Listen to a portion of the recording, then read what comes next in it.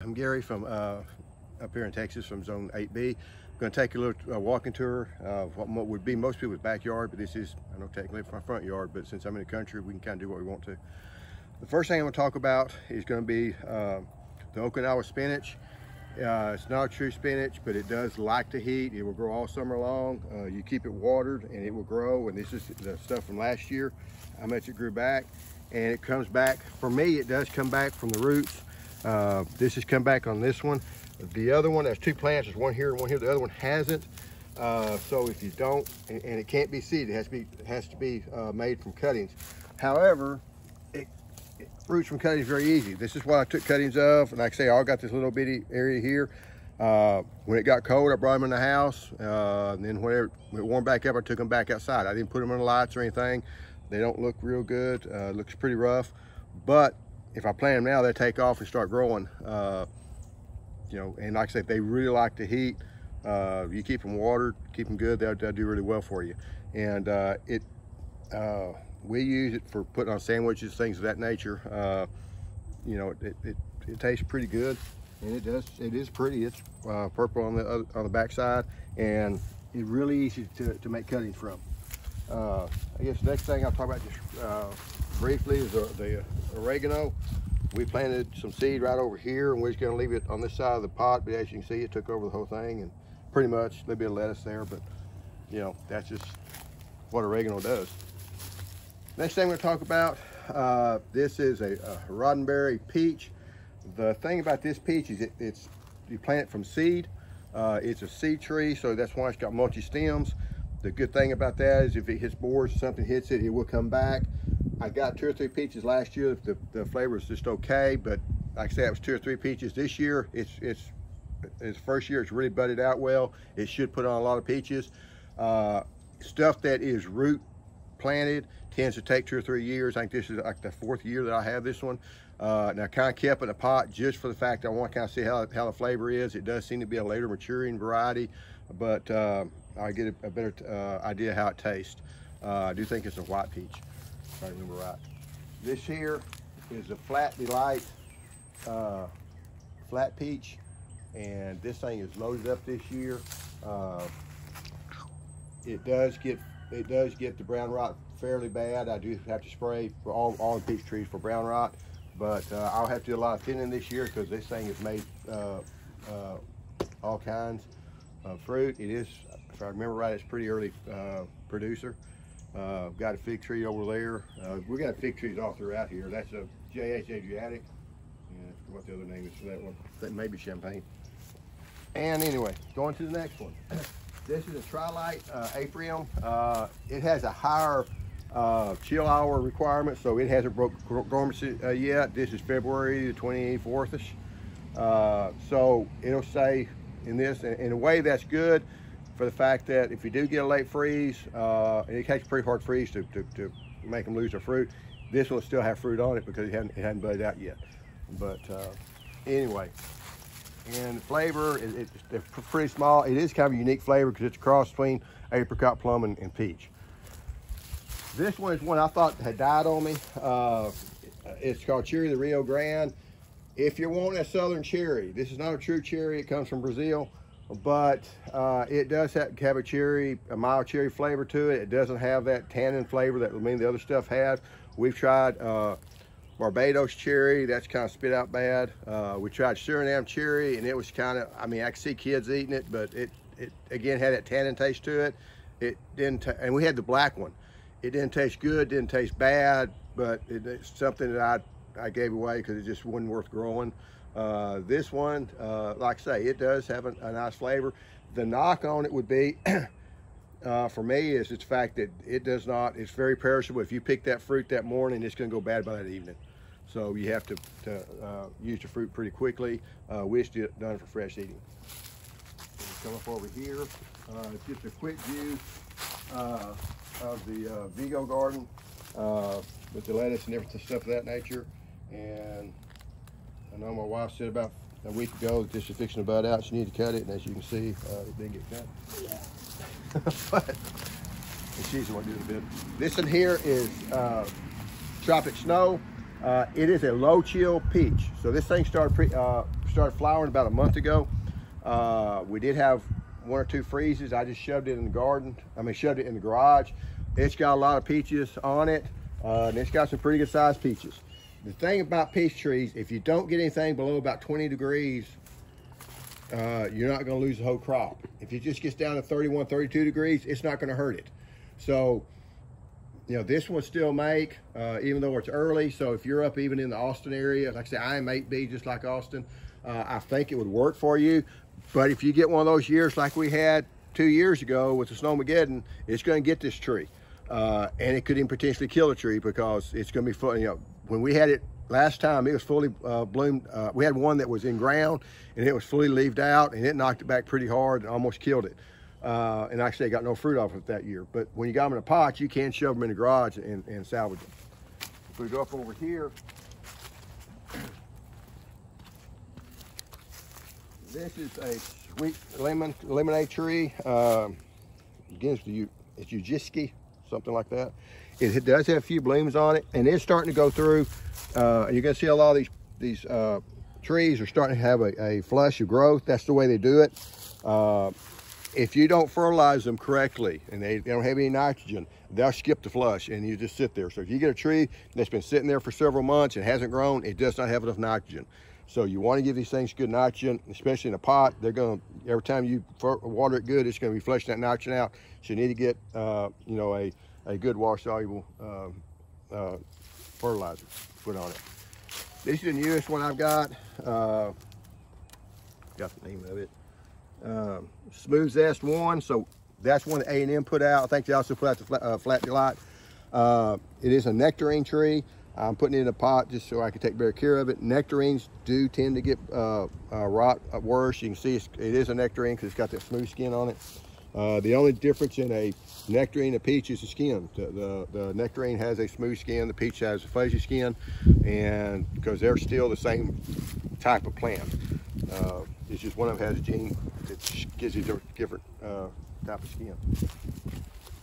This plant here is a I believe it's a Grumachamba. I believe the name of it. I've had it 4 or 5 years. It is a tree that comes back from seed. It has not even bloomed yet. When you get some of these tropical plants, sometimes it takes them 4, 5, 6 years, 7 years to bloom out. Anytime you put a tree in by seed, it just takes a while. So hopefully this year you'll put some blooms on it, and we'll see. The next that we're going to come over here is another peach tree. And this is another tropic snow. It is not as old as a tree that we looked at previously, but about a half of it has died. We know that because we got some mushrooms, fungi here. That's called, it's either turkey tail or false turkey tail. I never could remember which way it was. But the reason you got that is because you got some dead wood in it. So about this limb's dead, this is dead up over here from here up, but it still has peaches on it. So it's not gonna look great, but you know, some trees live longer than others, and this one looks like it's not going to live quite as long. But you know, as long as they're making, I mean, that's the whole goal of it. That's why we got my pots. We're not doing it for aesthetics. It's still making. A truly tropical plant is called the lychee. This is the lychee tree. It is sweetheart lychee. If you come up around here, it is going to put out some blooms this year. That's the blooms on it that's coming out, and you'll make a big old head. I wish I had a second variety because they kind of need to cross-pollinate. I only got one. I brought another one and it died. But it has made, last time it made like 8 fruit, which, you know, that's not great, but you know, it has produced. If you turn around behind you, this here is a longan tree. When it made, it's close relative to the lychee. And when it made, we made, I think 2 or 3 dozen of the fruit on it. It did pollinate. It's more self-pollinating than the other one. Again, I just got one of these and one of those. Should have 2 of each. Anyway, that's one that's in the ground. It's a tropic snow, and it got hit. This one of them got hit really hard from the freeze a couple years ago. I had one bud right here that survived, and the graft is right there below it. But this is actually, it was above the graft, so. Show it again. I can't get it from the graft is right here, and the bud was just right above it, so it should still be the tropic snow bud. This here is the lime tree, Persian lime. Last time I talked about it, I couldn't find the lime. That's the lime that's still on it. I gave it a little bit extra fertilizer. It hasn't shown the flush yet. It's not all leaves. They are more tender. on frost and something than the other lemon trees. So it should come out of it. It should put some limes on, but we'll see. The next we're going to talk about, this is a red Chandler pomelo, and it has put on a lot of blooms. It is a sweet grapefruit. It's not actually a grapefruit, but it's close kin to grapefruit. And you eat it just like you would, kind of like you would an orange. You don't have to put any sugar on it. It does have a different kind of taste, and it's been really productive. I got another tree I'll show you over a little bit that's a couple years older. I think this is either 2 or 3 years old, and this first year it's made. It's also putting out a flush of growth, so it's healthy and good. I just potted it up. It was in a smaller pot. Over here, like to go to all of them, is the blueberries. This is the pink lemonade. It is a lot producer. It does not have very many blooms on it. There's a beef hitting over there.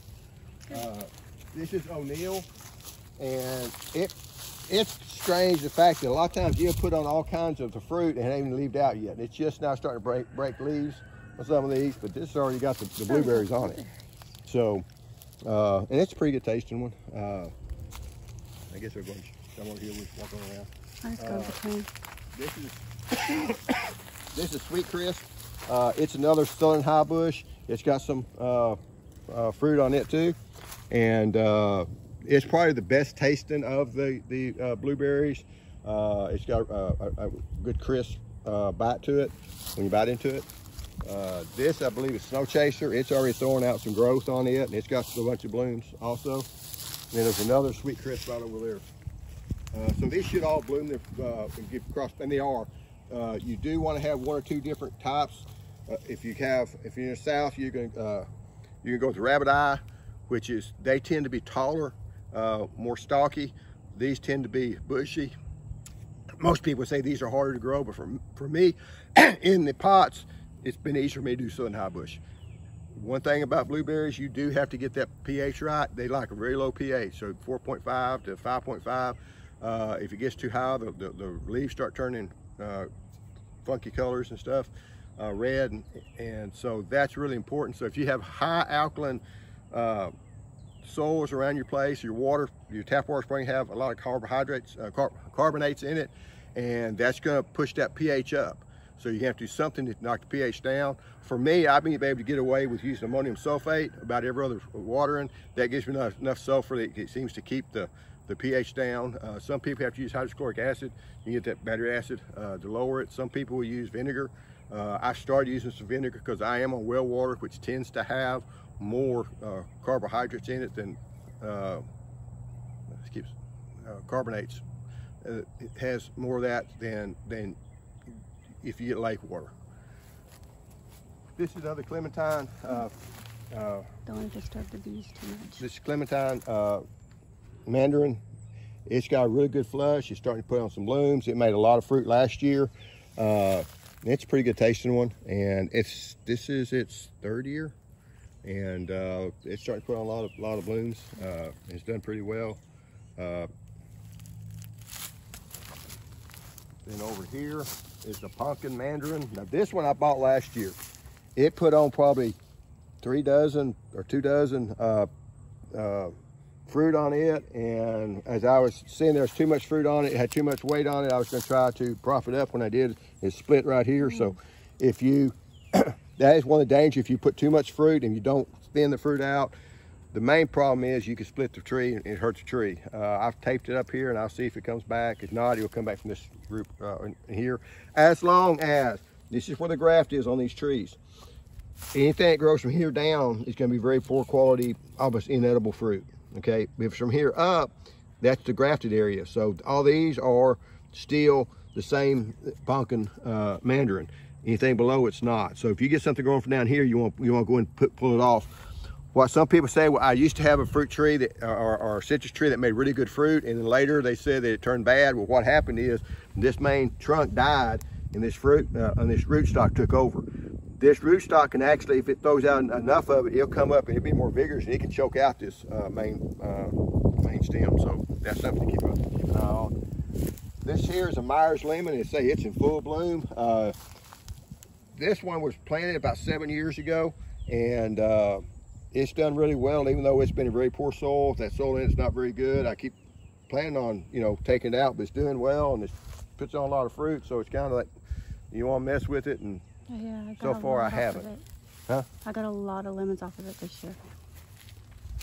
This is the other pomelo, and it has got a bunch of blooms on it. It really smells good. It's got a lot of bees on it. We're not going to mess with them too much because they don't like to be messed with.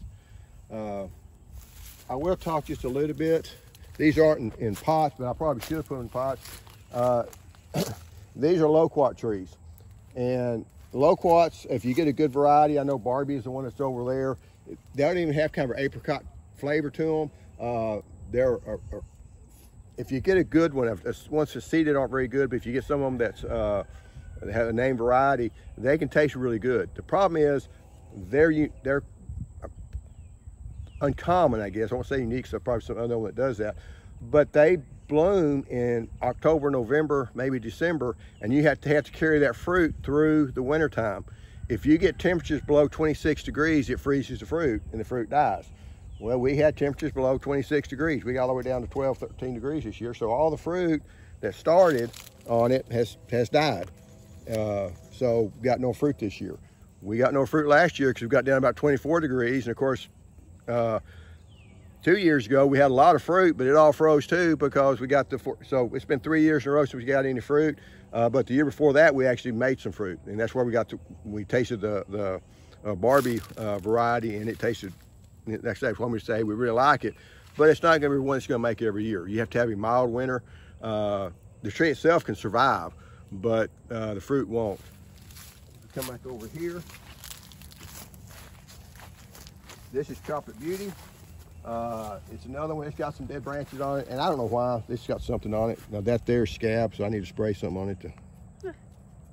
Well, it don't get on you. No, something got on me. But one thing I will say, when you get peaches like this, you do need to thin them because that'll end up breaking that branch. On this peach, you see this is a double. A lot of times, that's the one you want to take off because it's more prone to diseases when they're like that. Oh yeah, here's another one. Yeah.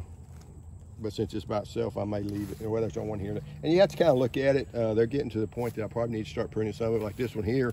I know I can take that one off because if these things get big, there's no way this little big branch is going to support all those fruits. So there's no use leaving it on. I'll probably leave 2 of them on there, and I'll take one off before it's all over with. I know you kind of hate to do it, but I have had branches break because they had too much fruit set on it. I don't worry about if I plant a tree that first year for stone fruit, peaches, plums, and things. If it produced fruit that first year and the tree's able to handle it, let it go ahead and fruit. Apples, orange, and citrus, you're best off to remove the fruit, especially apples. They'll stun out the tree. Citrus, you will stunt that tree that year. They will not grow as well. So you're better off the first year or two to pull off the fruit. Not that I always do, but I have had some fruit that really tastes nasty. So you not only did you not get any good fruit, but it didn't grow that year. So especially if you're going in ground, you want to go ahead and pull that fruit off that first year or two. Go ahead and finish the ending of it right quick. This here's the apricot tree that got growing. It's been growing for about 4 or 5 years. It doesn't look like it's going to bloom out again this year. It might be to the case. I'm going to get 1 more year. After that, I may take it out because it's been growing 4 or 5 years in a pot. I've got 2 or 3 blooms off of it, and that's about it. And I know sometimes you need 2 apricots, but if it's not blooming, it doesn't matter. The only other thing I do want to show you is that here's the line of fig trees that I have. I'll probably do a separate video on that. Anyway, hope you enjoyed the video. Thank you.